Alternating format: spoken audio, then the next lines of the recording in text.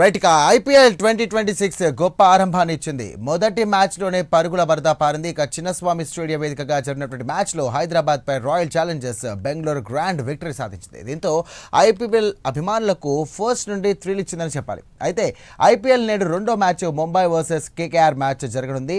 వంఖాడే stadium వేదికగా Mumbai Indians, Kolkata night riders జట్టు తలపడనున్నాయి. 5 సార్లు ఛాంపియన్గా నిలిచినటువంటి ముంబై ఇండియన్స్ జట్టు మరో కప్పు వేటకు సిద్ధమైంది. అటు కేకేఆర్ సైతం మూడోసారి టైటిల్ గెలిచేందుకు కూడా రంగం సిద్ధం చేస్తోంది. ఇక 2013 నుండి ముంబై జట్టు ప్రతి ఐపీఎల్ ఆరంభ మ్యాచ్లో ఓడిన చరిత్రను మూటగట్టుకుంది. మరి ఈసారి ఆ చరిత్రను బ్రేక్ చేస్తుందో లేక ఓడి రిపీట్ చేస్తుందో చూడాలి.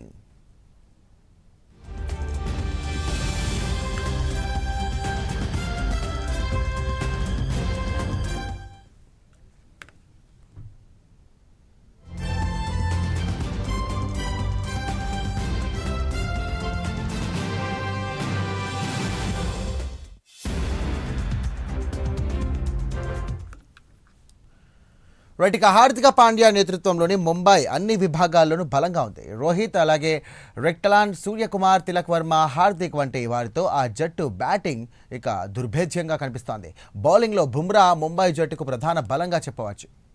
ఇక బుమ్రాతో పాటు బౌల్ట్, అలాగే దీపక్ చహార్, శాంటర్లతో ముంబై బౌలింగ్ మెరుగ్గా కనిపిస్తోంది. కిందటేసారి 3వ స్థానంలో సరిపెట్టుకున్నటువంటి ఆ జట్టు ఈసారి ఎలాగైనా విజేతగా నిలవాలనే పట్టుదలతో ఉంది. కానీ ఆరంభ మ్యాచ్లో కీలక ఆటగాళ్లు విల్స్ జాగ్స్, అలాగే మిచెల్ శాంటన్ దూరం కానున్నట్టుగా తెలుస్తోంది. ఇటీవల సౌత్ ఆఫ్రికాతో టీ20 సిరీస్ను పూర్తి చేసుకున్నటువంటి శాంటన్ ఇక న్యూజిలాండ్లోనే ఉన్నాడు. అటు విల్ జాక్స్ కూడా ఇంకా జట్టులో చేరనే లేదనే సమాచారం ఉంది. ఇది ముంబై కాస్త ఇబ్బంది కలిగించే అంశం అయినప్పటికీ ఇక బౌలింగ్లో కీలకమైనటువంటి శాంటన్, బౌలింగ్ బ్యాటింగ్ మంచి ప్రదర్శన చేసే విల్ జాక్స్ లేకపోవడం ముంబైకి ఎదురు దెబ్బ అని చెప్పాలి.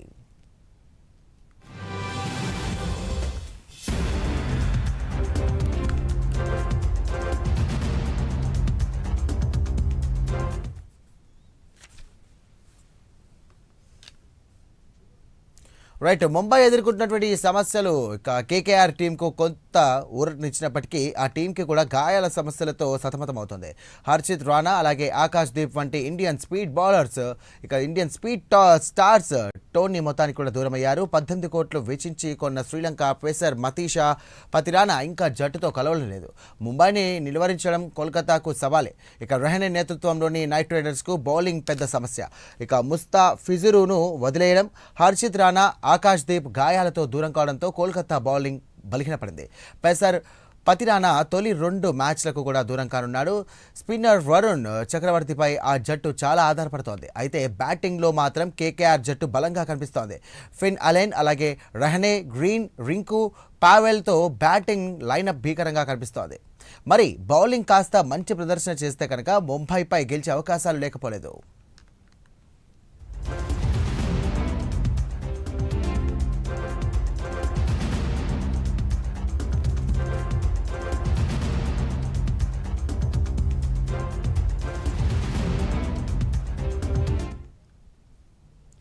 రైట్ ఇక ఐపీఎల్ చరిత్రలో ముంబై ఇండియన్స్కు ఆరంభ మ్యాచ్లలో ఓడిపోవడం ఒక అలవాటుగా మారిపోయింది. 2013 నుండి ప్రతి సీజన్లోనూ ముంబై ఇండియన్స్ తమ తొలి మ్యాచ్లో పరాజయాన్ని చవిచూస్తోంది.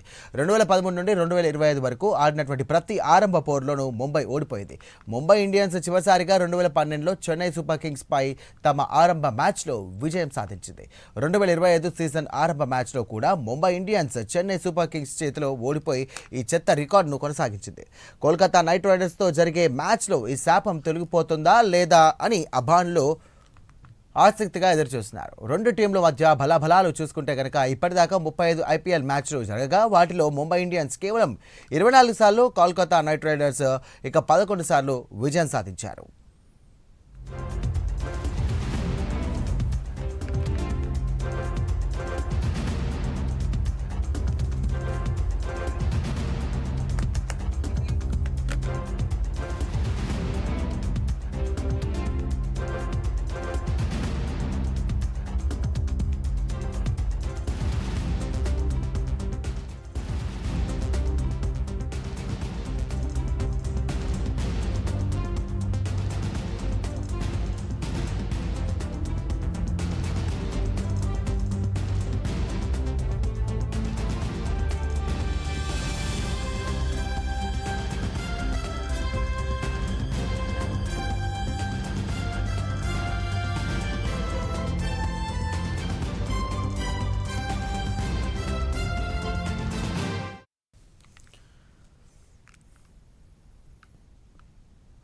రైట్, ఇక ఎప్పుడెప్పుడా అని ఎదురు చూసినటువంటి ఒక మ్యాచ్ ఆరంభం కానే వచ్చేసింది. దీనికి సంబంధించి కూడా ఇప్పుడే మనకు అందినటువంటి తాజా సమాచారం ఏంటంటే ఈ యొక్క టాస్ ఏదైతే ఉందో ముంబై విన్ అయినట్టుగా తెలుస్తోంది. కేకేఆర్ వర్సెస్ ముంబై ఇండియన్స్గా సాగుతున్నటువంటి ఒక మ్యాచ్కి సంబంధించి కూడా ముంబై తన టాస్ని విన్ అయింది. సో ఇదే అంశానికి సంబంధించి అసలు ఈ మ్యాచ్ ఎలా జరగబోతోంది, దీనికి సంబంధించి కూడా కేకేఆర్ విన్ అయ్యే అవకాశాలు ఉన్నాయా, లేకుంటే ముంబై ఇండియన్స్ విన్ అయ్యే అవకాశాలు ఉన్నాయా, లేకుంటే పాత లెక్కల్లో చూసుకున్నట్టయితే ఎవరు ఓడిపోయే అవకాశం ఉంది, ఎవరు అప్రతిష్ట మూత చెప్పుకోవాల్సిన అవసరం ఉందనే అంశాలకు సంబంధించి కూడా సుదీర్ఘంగా చర్చించేందుకు మనతో పాటు ఈరోజు మన స్టూడియోలో senior sports analyst Sudheer Maharathi గారు, అలాగే Andhra state and Indians south zone player junior selection committee member Shaik Hussain గారు మనతో ఉన్నారు. నమస్కారం సుధీర్ మహావతి గారు, అలాగే షేక్ హుస్సేన్ గారు. గుడ్ ఈవినింగ్ అండి. నమస్తే షేక్ భాయ్, సలాం వాలేకుం. ఎలా ఉన్నారు? Fine fine. రైట్ సార్, ఒక్క విషయం సార్, మహావతి గారు, సుధీర్ గారు, నిన్న మాత్రం బోని ఆర్సీబీ కొట్టింది, దీన్ని ఏ విధంగా చూస్తారు చెప్పండి. I watched each and every ball ఇక్కడ బెంగళూరు. ఇంకా I'm still in Bengaluru Sai. Yeah, and మనం ఎక్స్పెక్ట్ చేసినట్టుగా నేను అన్నాం కూడా, హైదరాబాద్ కొన్ని సమస్యలు ఉన్నాయి, అందుకని ఆర్సీబీ ఫేవరెట్స్ గా స్టార్ట్ అవుతారు. ఎడ్జ్ స్లైట్ వాళ్ళకి ఉందంటే స్లైట్ ఎడ్జ్ కాదు, యాక్చువల్ గా రియల్ గా చెప్పాలంటే 200 సన్ రైజర్స్ స్కోర్ చేశా కానీ అవుట్ ప్లేడ్ అని చెప్పాలి. 15.4 overs లో 200 చేంజ్ చేయడం అనేది ఐ థింక్ ఒక మంచి very good win, actually very fine win for the defending champions. అది చాలా బాగా ఆడారు. అండ్ మనం సాయి ఈవెన్ పడికల్ విషయం చాలా మాట్లాడుకున్నాం. ఈ సంవత్సరం డొమెస్టిక్ సీజన్ లో చాలా అద్భుతమైనటువంటి ఫామ్ కనబరిచాడు. అండ్ యాక్చువల్లీ అతనిలో హంగర్ ఎక్కువగా ఉంది. అసలు యాక్చువల్ గా కపుల్ ఆఫ్ ఇయర్స్ నుంచి అతని ఫామ్ అలాగే కొనసాగి ఉన్నట్లయితే ఇప్పుడు play T20 world cup also అటువంటి ప్లేయర్ అద్భుతంగా ఆడుతుంటాడు ఆడినప్పుడు. అండ్ ఇప్పుడు 2027 వరల్డ్ కప్ రేస్ లో ఉండేందుకు నేను అనుకుంటాను ఈ ఐపీఎల్ ఒక మంచి ప్లాట్ఫామ్ కావచ్చు అతనికి. చాలా చక్కటి ఇన్నింగ్స్ ఆడాడు. రాంగ్ గానే ఫస్ట్ బాల్ సిక్సర్ బౌండరీ ఎక్కడ కూడా ఎవరికి ఛాన్స్ ఇవ్వలేదు.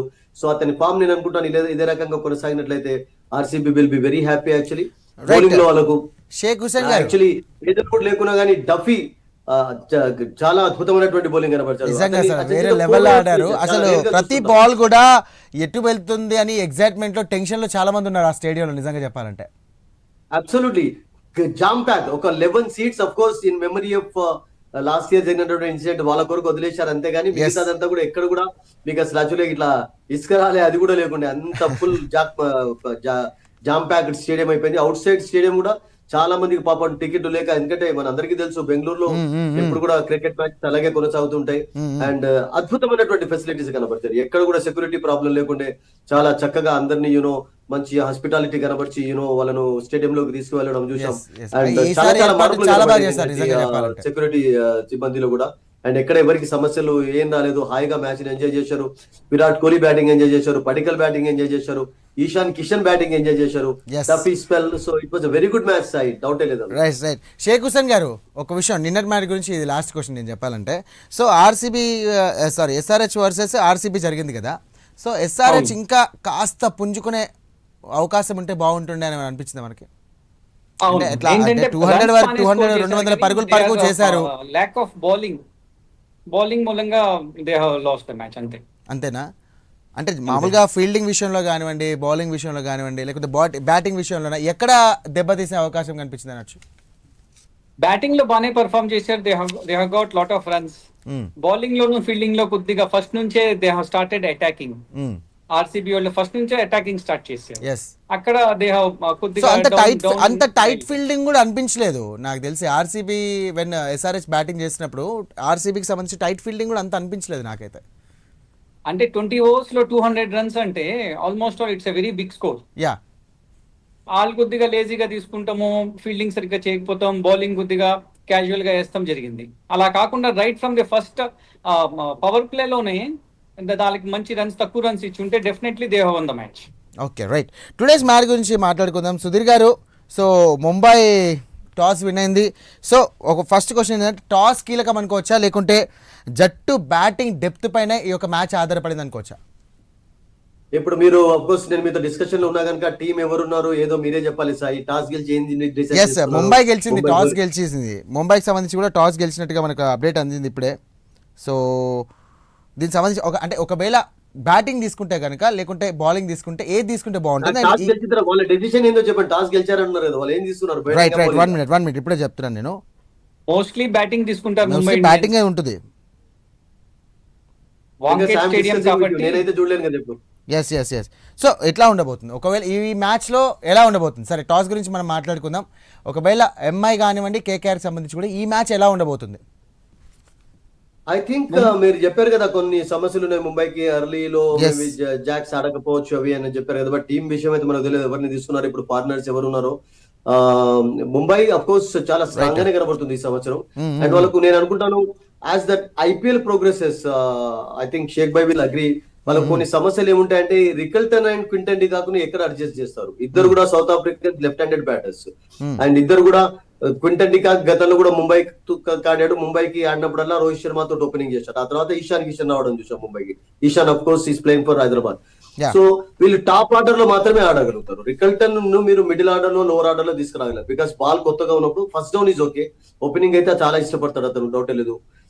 క్వింటన్ డికాక్ అయితే ఓపెనర్ గానే సెట్ అవుతాడు. అతను మీకు 4th డౌన్ 5th డౌన్ లో ఆడే అతనికి అది కూడా లేదు, ఎప్పుడు కూడా ఎక్కువగా ఆడలేదు అతను. తన కెరియర్ మొత్తం కూడా టాప్ ఆర్డర్ లోనే ఆడతారు.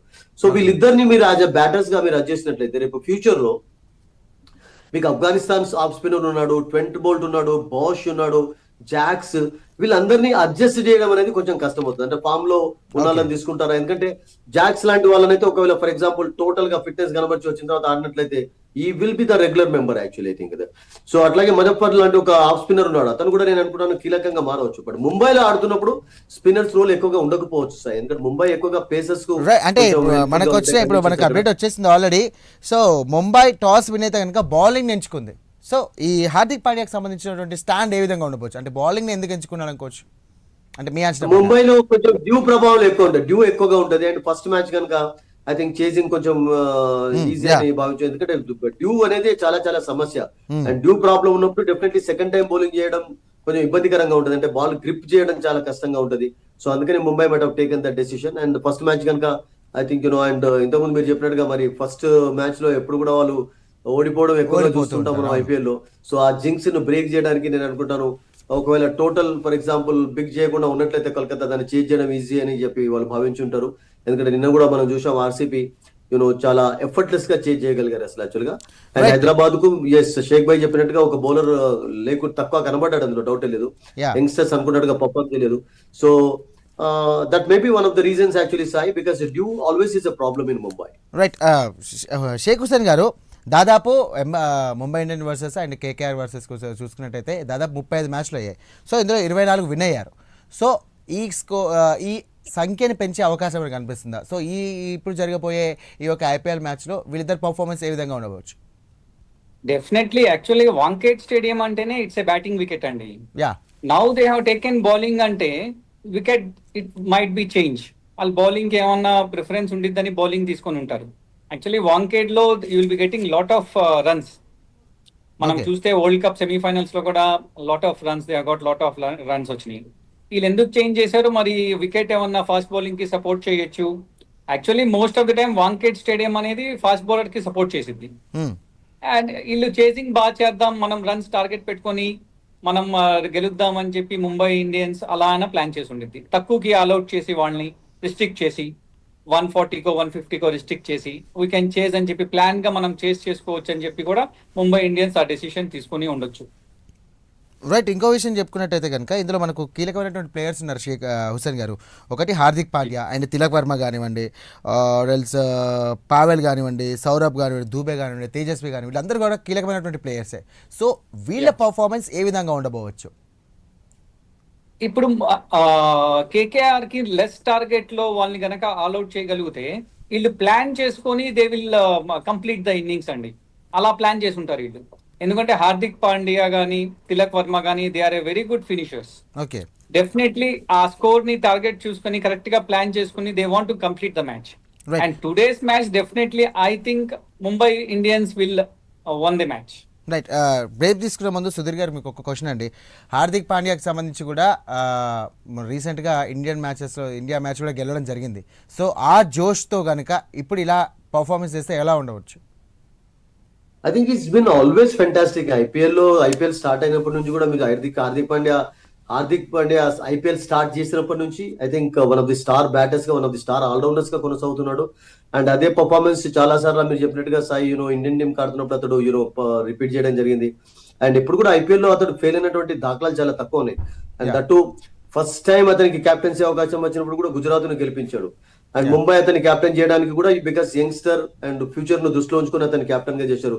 అతను ఇప్పుడు ఎక్కువ ఫీల్ కాడు, రిలాక్స్ గా ఉంటాడు అండ్ మంచి బౌలింగ్ చేయగలుగుతాడు. బౌలింగ్ లో రాణించినప్పుడు బ్యాటింగ్ చేస్తాడు, బ్యాటింగ్ లో రాణించినప్పుడు ఫీల్డింగ్ లో అద్భుతమైనటువంటి క్యాచెస్ తీసుకుంటూ ఉంటాడు. Is a team man, no doubt about it. Actually I think Hardik Pandya, నేను అనుకుంటాను ముంబై ఈ సంవత్సరం అన్ని యూనో సెంటిమెంట్స్ ను కొంచెం దూరం ఉంచి గెలవాలి అంటే ఈ హ్యాస్ టు ప్లే క్రీల్, ఈ has to lead by example. ఎందుకంటే వాళ్ళకు రియల్ గా చెప్పాలంటే కైరన్ పొలార్డ్ తర్వాత